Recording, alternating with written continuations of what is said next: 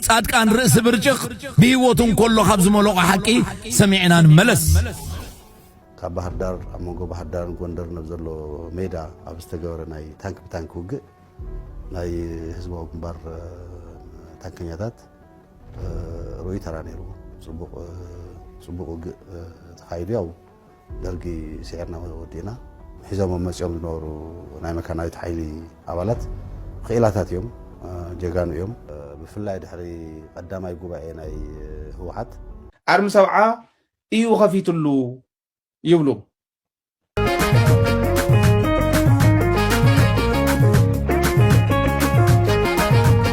إرترا نتقدم منستر إثيوبيا أبي أحمد بقانقو أوروميا غيرو نمرت إرترا بقانقو أوروما كمستتصوعه كومدما بزعبا لؤلاونت إرترا ملكيتو ذهبوا مغلصن بزعبا لؤلاو أفدغ بحر زملكت دما بوغن إثيوبيا زوص زلو تدغاغم مغلصتاتنا ملكيتا بمنغدي غازيطا حداث إرترا ጭንቀት ሰልፊ ፖተምኪን ያዓረጋለው በዝበላ ርስቲ ሰፊሕ ግብረ መልሲ ኢንሳይደር ስርዓት ብልጽግና ኸይጠፈ ህዝብ ትግራይ በሰላም ክነብር ይኽእልን ኢሉ ዋና አዛዚ ግንባር ምዕራብ ትግራይ ምግባይ ሃ ሰላም ፍትዋትን ክብራት ተኸታተልቲ ከመይ ትኾኑ በብዘለኹም ሰላም ጥዕና ረሃዋ እንዳተመነኹልኩም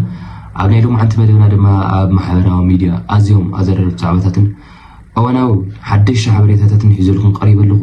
ነዚ ቻናል ሰብስክራይብ ዘይገርኩም ሓድሽ ቤተሰብ እንተሃልኩም ሰብስክራይብ ብምግባር እዚ ቪድዮ ዝማና ብዙሕ ሰብ ምንታን ክባጻሕ ላይክ ምግባር ጀምሮ ከም ትልሙድ እስቲ ናብናይ ሎም ዓንቲ ሓስኮም መደብ ክብለኩም ሕዋት ናይ ደርግ ስርዓት ከም ዝወድቕ ገይሪ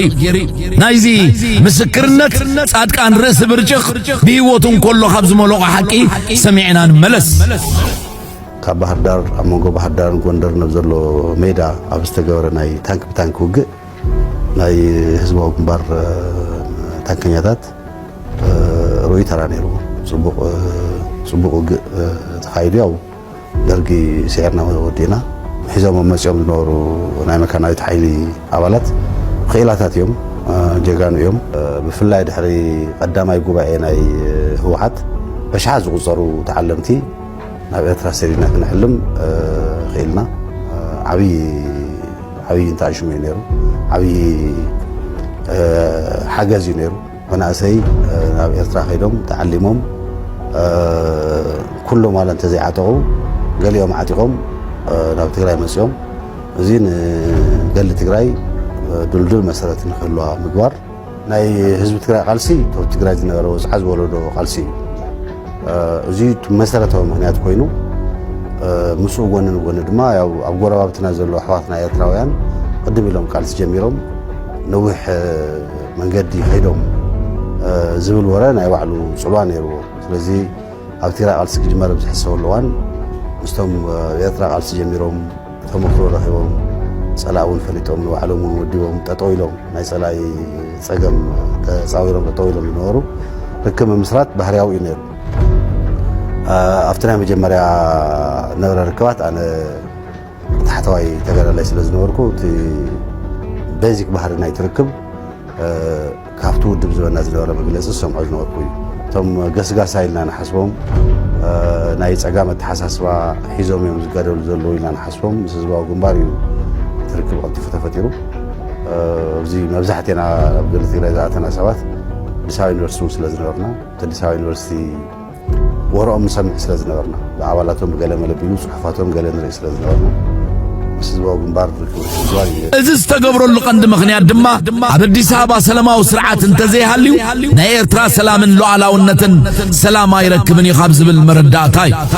መጻኢ ዝምድናታት ናይ ህዝቢ ኤርትራን ህዝቢ ኢትዮጵያን ከምቲ ክሳብ ተስዓን ሓደን ንመጽእ ብሓባር ተቃለስናሉ ሓድሽ ምህዞ ወይ ሓድሽ ፍልስፍና ይብልና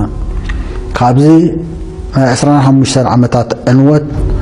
نحن تماهرنا لنا حزب إرترا تماهر له حزب إثيوبيا وين تماهر له بخندق حزب تግራይ تماهر له نابين خيد كابزي حزب إثيوبيا بزح تماهر له ما قد خفلت كخيل له إذا حجي أمونغو إرترا أمونغو حزب إثيوبيا عندلو زندناهات كترحا حزب إرترا خمس تقبر الله شعبية خمس جرا شعبية خمس فترات حزب إثيوبيا خمس جبرت حزب زوبازو خمس جبرت قدم كسب أديس أبا تانكتاتنا مدافعنا نهزنا أتوغلنا كون جهرا كنا ناتينا زنا كنا ناتينا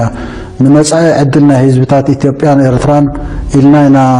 سرحنا له حجون التاريخي دقامي زلو سرعة أبي أحمد لك خمناي درج عوشت إثيوبيا مسوز مطراي زي كونه سكور باب تاجرات أم الدفار لو على ونت تسميد يركب أب تحت خمسة مسألة خناتات إرترا أب قلنتهم فتحن هلونا نزكالوس إثيوبيا وين كوينا نتني حبار سلا أم إلي اتقدم تتصاوتو ترى كدقمو دلوتيا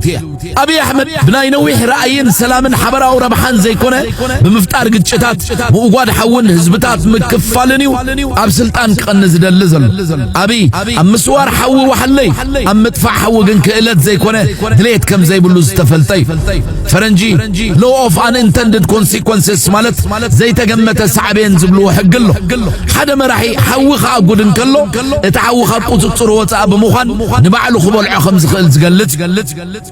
تبستفل عليه شنغات إثيوبيا زاقو نحوي نوطبا إثيوبيا نسمنا يتهاجر نعم سراويتنا يتهاجرن سلامة وهزبن النابل عيق تصلالو تسرعت كساب حجي بتحوخ صحن صنيحو حجيجن كندد جميرلو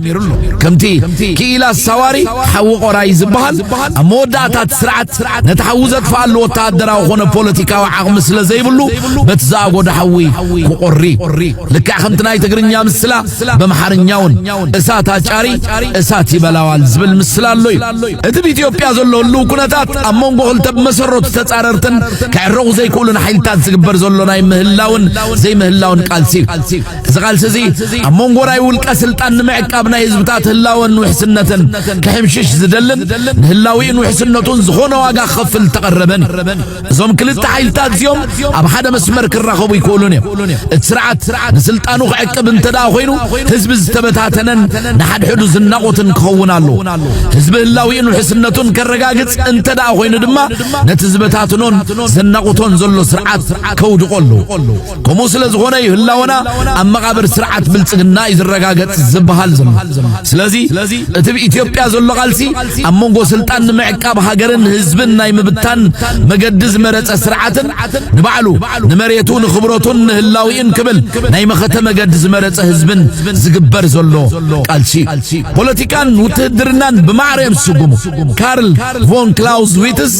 ابتا هببت اونور تبل مصحفو كينات مقصلتا بوليتيكا بخالق مقديو بمبال يقولصو إرترا نتقدام منستر إثيوبيا أبي أحمد بقانقه أورمنيا غيرو نمرت إرترا بقانقه أورما كمستتصوعه كومدما بزعبا لؤلاونت إرترا ملكيتو ذهبوا مغلصن بزعبا لؤلاو أفدق بحر زملكت دما بوغان إثيوبيا زوص زلو تدغاغم مغلصتاتنا ملكيتا بمنغدي غازيطا حداث إرترا ጭንቀት ሰልፊ ፖተምኪን ያعرጋለው በዝበላርስቲ ሰፊሕ ግብረ መልሲ ሂባ ኣብቲ ኤርትራ ዘርጊሓቶ ዘላ ግብረ መልሲ ኩነተ የእምሮ ናይ ዝብቕጸት ተስፋን ዘሎን ዘየሎን እረይ ቁጽርና በለ ዝህውትትን ኣብ ዓዘቕቲ ሰጢሙ ዘዕለበጥን ዘሎ ስርዓት በልጽግና በዘም ዝስዕቡ ጉልሓት ምልክታት ብዝበለጸ ከቃላዕ ይኽእል ድሕር ምባል ነቲ አብይ አሕመድ ዝገበሮ ቃለ ምሕተት ህውተታ ኢላ ክትገልጾን ከላ ናብቲ ዝበዝሑ ኢትዮጵያውያን ተንተንቲ ዝህውትትሉ ንሓጺር ዝጠመተን ናይ ርሑቕ ሓደጋ ዘይርእን ስትራቴጂ ኣቲና ግዜና ክነጥፍ ኣይደልን ከተብልን ከላ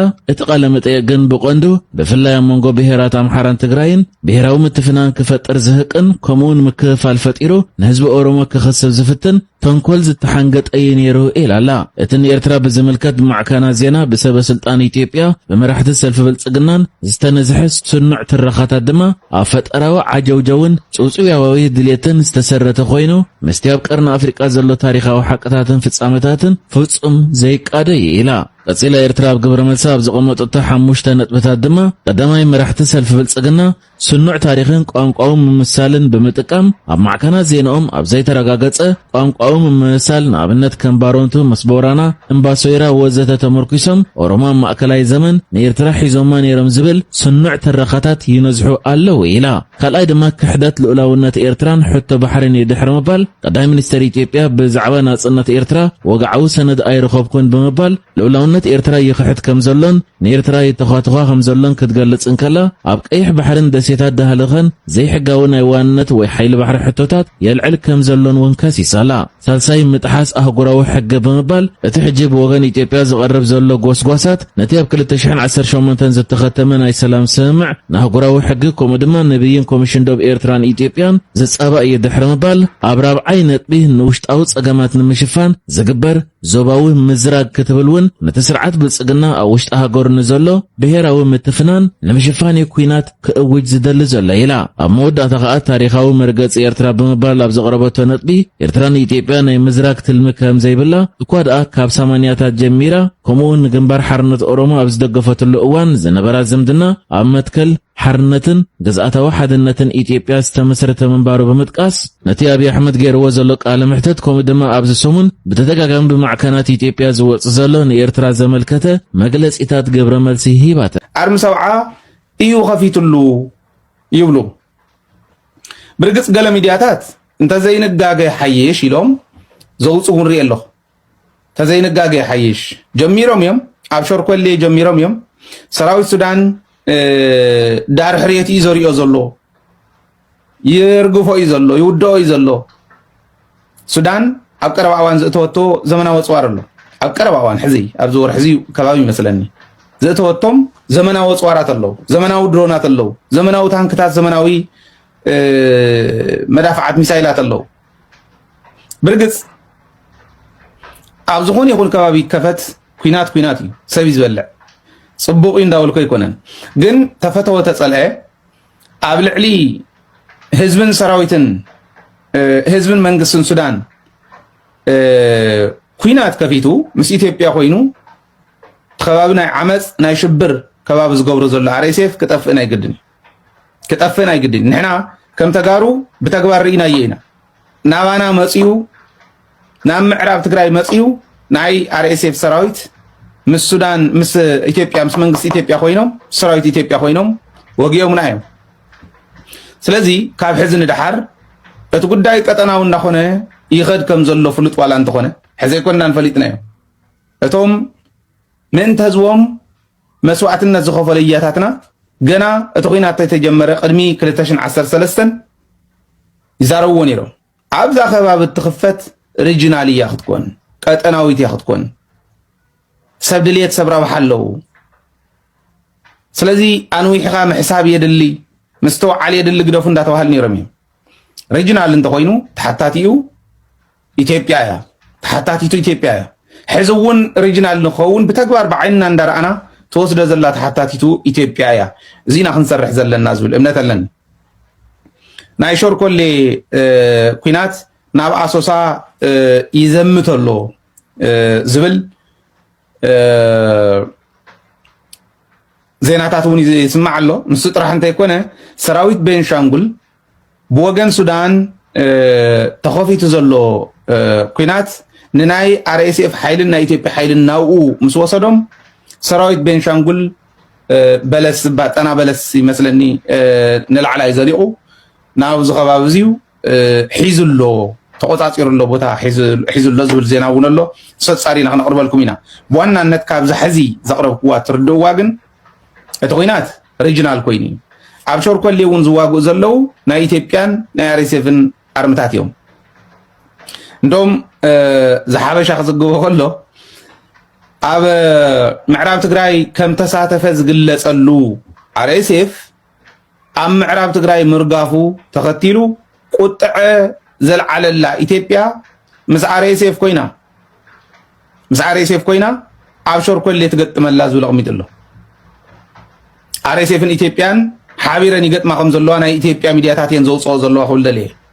ጀኖሳይደር ስርዓት ብልጽግና ከይጠፈ ህዝብ ትግራይ ብሰላም ክነብር ይኽእልን ኢሉ ዋና አዛዚ ግንባር ምዕራብ ትግራይ ምግበይ ሃይለም ጀኖሳይደር ስርዓት ብልጽግና በቲ 2013 ዓመተ ምህረት ኣብ ትግራይ ዝወልዑ ጀኖሳይዳዊ ኩናት ህዝብ ትግራይ ሞልኡ ንምጽዳት ዝገበሮ ጻዕሪ ኣይተሳኻዑልን ዝበለም ዋና አዛዚ ግንባር ምዕራብ ትግራይ ተጋዳላይ ምግበይ ሃይለም ድሕሪ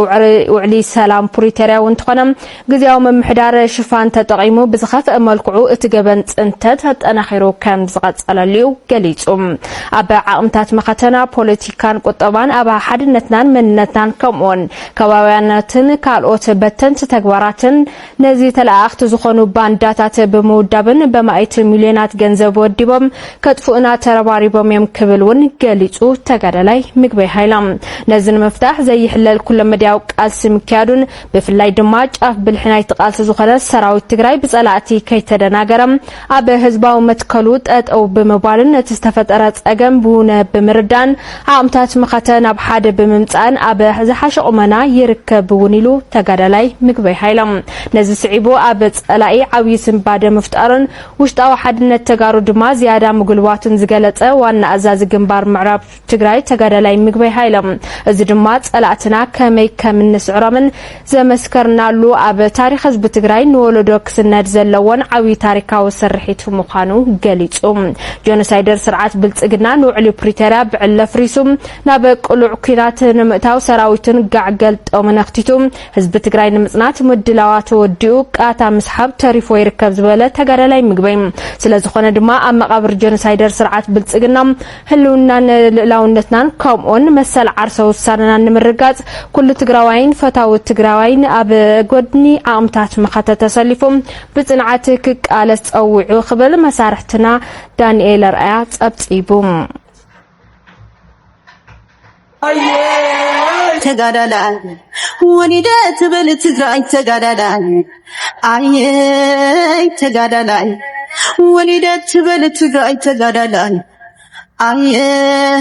ተጋዳላይ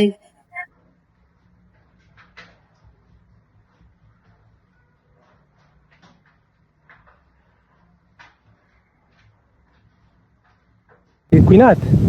ንሕና ከም ሰራዊት ኤርትራን ህዝቢ ኤርትራን ንጸላይና መኪትና ከም ንስዕሮ ንፈልጥና ስለዚ ሕጂ ካዝ ክንምለስ ኢና ንድመቅድሚት ካዝ ንድሕሪት ክንከይና ልካውን ጃህርያ ዘድልዮ ኣይመስለንን ብዝኾነ ግን ንሕና ንጸላይ ከም ንስዕሮ ሕጂን ካብ ትቅድም ዝነበሮ ሃነፍነፍ እንዳተዳኸመ ይኸይድ ምህላው ስለዚ ፍኸራ ናይ ጸላዊን ዝኽፍሎ ጦር ኣብዚ ክስለፍ ከሎ ዓዲ ኋላ ክንቆረስ ኢና ኢሉ መጺኡ ዓዲ ኋላ ዘይኮነስ ኣበይ ተመልሽኹም ዘለውን ንርኢ ኣለና ማለት እዩ ስለዚ እቲ ኩነታት ንሕና ከም